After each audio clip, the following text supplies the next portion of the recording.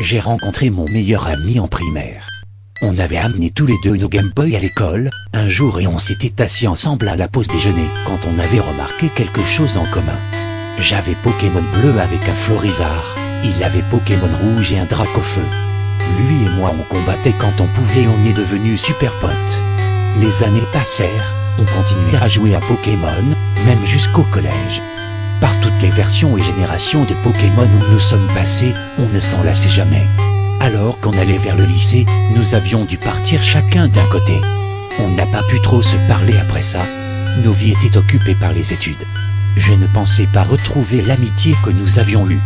Puis, Pokémon Diamant et Perle sont sortis en 2007 et nous avions retrouvé notre point commun.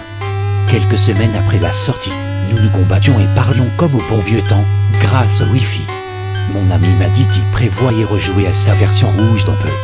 Comme c'était il y a 3 mois après la sortie de TP, on n'a pas pu jouer autant qu'avant.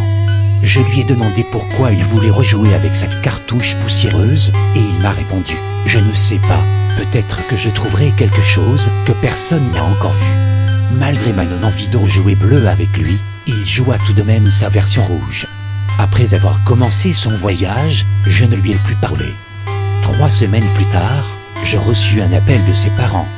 Bien qu'il n'ait jamais rien eu de tel de sa vie, il est mort de ce qui paraissait être une crise d'épilepsie intense. Il était seul dans sa chambre jusqu'à ce que son colocataire, malheureusement arrivé trop tard, l'a trouvé sur le sol, sans vie, et avec ses écouteurs préférés aux oreilles. Je rejoignis la famille aussi vite que possible pour assister aux funérailles. Son coloc, qui comptait venir aussi, m'a informé que, quelques jours avant l'incident, mon ami avait développé une obsession pour l'avant-ville et sa musique. Mon ami voulait devenir ingénieur du son après les études et disposait déjà d'une grande variété de matériel. Il avait toujours été capable de reconnaître des sons que je ne pouvais pas reconnaître. Quand il a redécouvert l'avant-ville, il a ripé l'audio sur son ordi et a commencé des expérimentations. Plus tard, il a réussi à trouver un RIP rare de la musique de l'avant-ville provenant de la toute première version distribuée de la version verte exclusive au Japon. Sans se référer à la version japonaise, il a dit au coloc que les fréquences de la musique sont différentes. Elles se mélangent d'une certaine manière. Mais il manque quelque chose. Je crois que quelque chose d'autre devait se mixer avec, mais il n'a pas pu la trouver sur sa Game Boy. Il était limité en bande passante sonore. J'ai eu la chance de fouiller son ordi portable d'une dernière fois, alors j'ai regardé ses fichiers récents. Tout en haut, il y avait la Vendeur.wav. En plus de quelques photos de nous, je les ai copiées sur ma clé USB. Pris par la tristesse de la perte de mon ami, j'ai ignoré le fichier audio jusqu'à quelques semaines avant d'écrire ceci. J'avais récemment décidé plus ou moins de retracer ces derniers instants.